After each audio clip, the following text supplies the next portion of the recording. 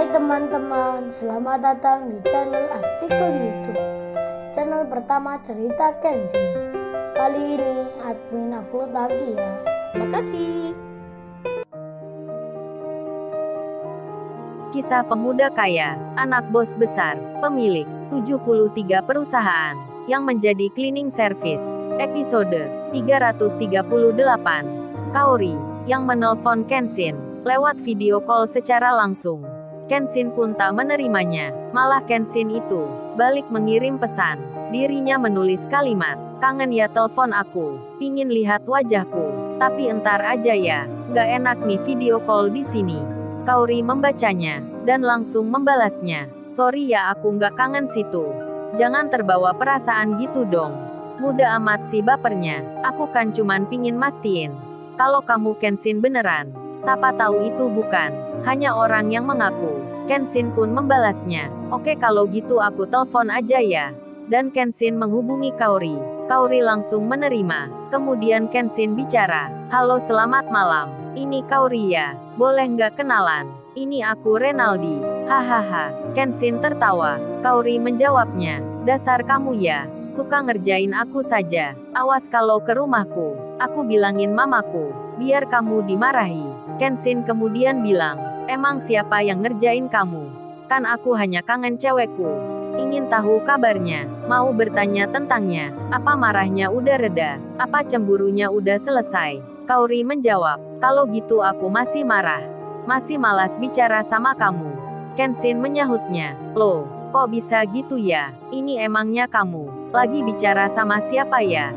Kan bicara sama aku. Kelihatan nih pura-pura. Masa bilang malas bicara, tapi bercakap dengan orangnya? Kan aneh ya." Kenshin menggoda Kaori, dengan to the point sekali. Kaori pun jadi tersadar. Lantas ia bilang, "Ya udah kalau gitu, aku tutup ya teleponnya. Aku nggak mau bicara lagi." Kenshin menjawabnya, "Ya udah, tutup aja nggak apa. Diblokir pun nggak masalah. Itu kan terserah yang punya handphone. Aku nggak bisa melarangnya." Kaori yang mendengarnya, ia malah berucap, "Kamu jangan ngerjain aku dong say. Bikin aku bingung aja. Selalu bikin bete aku."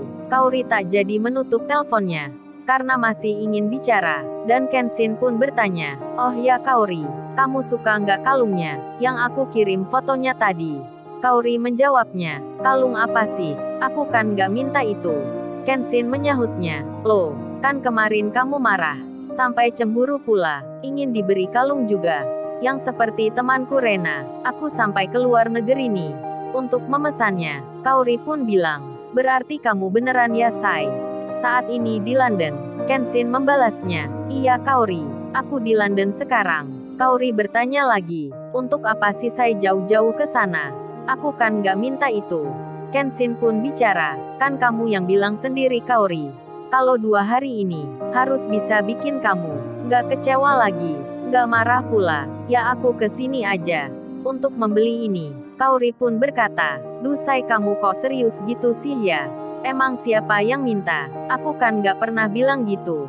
Gini kan aku jadi salah sama kamu. Lagian minggu nanti tinggal 3 hari. Apa kamu sempat datang ke rumah? Katanya mau melamarku." Kenshin menjawabnya, "Ya doakan aja Kaori, agar aku cepat baikan."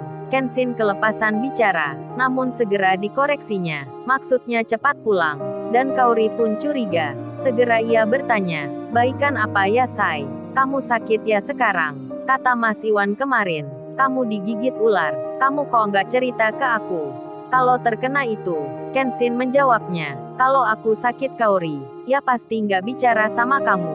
Nggak bepergian jauh ke sini. Coba dengerin aja nada bicaraku. Apa aku terlihat sakit? Masa cowoknya sendiri dibilang gitu? Kan aku jadi sedih ya." Kenshin menggoda Kaori, dan Kaori menyahutnya, "Aku kan nggak bermaksud gitu say. Cuman tanya aja. Masa tanya nggak boleh?" Kenshin pun bilang, "Ya bolehlah Kaori. Siapa juga yang melarang? Kan aku hanya bercanda." "Ya udah, kalau gitu kamu tidur ya. Di sana kan udah malam." Kaori membalasnya, "Tapi kan aku masih ingin bicara. Lagian ini kan di kamarku sendiri. Nggak ada yang terganggu." Kenshin pun berucap, "Iya, aku mengerti. Tapi besok aja ya dilanjut lagi. Ini aku ada keperluan." Kaori pun menyahutnya. Ya udah kalau gitu, kamu hati-hati di sana ya Sai. Dan percakapan pun selesai. Malam pun datang. Yudis yang di penjara sudah mendekam di situ hampir 1 minggu. Begitu pula dengan ayahnya, Yudis yang di malam ini akhirnya mendapat keputusan. Permintaan pengacaranya dikabulkan. Ia dan ayahnya menjadi tahanan luar karena mendapat jaminan dari banyak koleganya. Ayahnya itu bebas dari penjara. Bos besar pun mendapat kabar akan perihal itu. Namun Bang Hotman beserta tim pengacara lainnya, mereka bilang ke bos besar, "Nggak masalah, orang itu bebas sebentar, mendapat keringanan saat ini, biar dia tahu dulu akan kondisi di luar yang menyangkut perusahaannya, yang mengalami kerugian berjatuhan satu persatu, bahkan di antaranya ada yang disita oleh bank." Bang Hotman pun sudah mengetahui semua tentang informasi tersebut. Bos besar pun mengerti, beliau sudah memahami, makanya beliau kini tak lagi memikirkan, apalagi sekarang sedang sibuk dengan pekerjaan luar negeri. Waktu pun berganti, pagi datang kembali, Iwan berangkat kerja seperti biasa.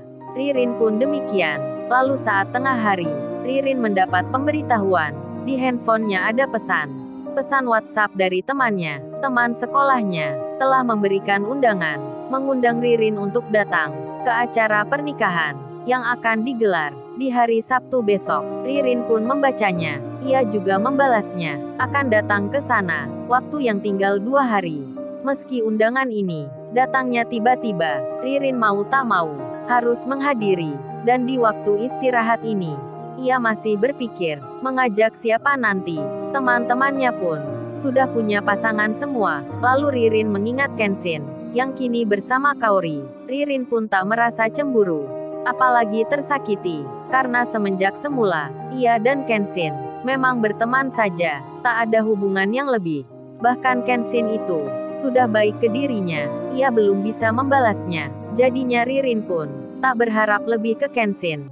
Kemudian tiba-tiba ia teringat Iwan yang baik pula orangnya, perhatian pada dirinya. Ririn bicara di hati, bertanya sendiri, dalam benaknya berkata, apa mengajak Mas Iwan saja ya untuk datang ke pernikahan? Ririn memikirkan itu, ia belum memutuskan. Tak lama berselang kemudian, sore pun datang. Kaori yang di rumahnya sedang bicara dengan mamanya yang menyangkut lamarannya. Di saat bersamaan, handphonenya berdering. Rupanya itu WhatsApp-nya. Video call-nya menyala. Kaori pun melihatnya. Nama Kenshin yang tertera. Dan langsung saja, ia mengangkatnya. Kaori menerima panggilan itu. Namun yang dilihat adalah bos besar. Kaori sempat terkejut. Dan bos besar pun bilang, "Kaori, ayah kamu mana? Saya mau bicara." Kaori menjawabnya, "Iya Pak, siap. Kaori akan panggilkan." Dan Pak Henry pun diberitahu. Beliau segera menerimanya, langsung masuk ke ruang tamu. Bos besar pun bilang, "Oh ini Henry, kami mau minta maaf sebelumnya. Kan hari Minggu esok, saya dan keluarga akan melamarkan Kenshin. Ini Henry, saya mau mengabarkan, hal itu tak bisa dilakukan. Kami akan menundanya, karena Kenshin saat ini masih dalam perawatan, belum dapat izin pulang. Ini masih di luar negeri, ada di kota London." Pak Henry pun terkejut. Beliau terkaget seketika, ingin segera bertanya, namun bos besar langsung saja mengarahkan kameranya ke arah Kenshin. Kenshin nampak tersenyum bersama mama dan adiknya. Pak Henry tersenyum pula, rasa tak percaya di benaknya. Pak Henry melihat tuan muda, kondisinya memprihatinkan. Kemudian mamanya Kaori, yang ada di sebelahnya, ikut melihat juga. Beliau pun terkejut, sempat terkaget, hingga Kaori penasaran. Hatinya berkata, ada apa emangnya, kok mama dan ayah gitu? Ia pun kemudian mendekat, melihat ke arah handphone yang dipegang oleh ayahnya. Saat tahu apa yang terjadi, apa yang saat ini dilihatnya, Kaori pun terkaget seketika. Ia tak percaya melihat Kenshin yang duduk di kursi roda. Sebelah kakinya diperban, tangannya pun diinfus. Lalu, bagaimana kisah selanjutnya? Subscribe channel ini untuk episode berikutnya. Terima kasih. Jangan lupa ya guys, untuk kelanjutan ceritanya ada di YouTube.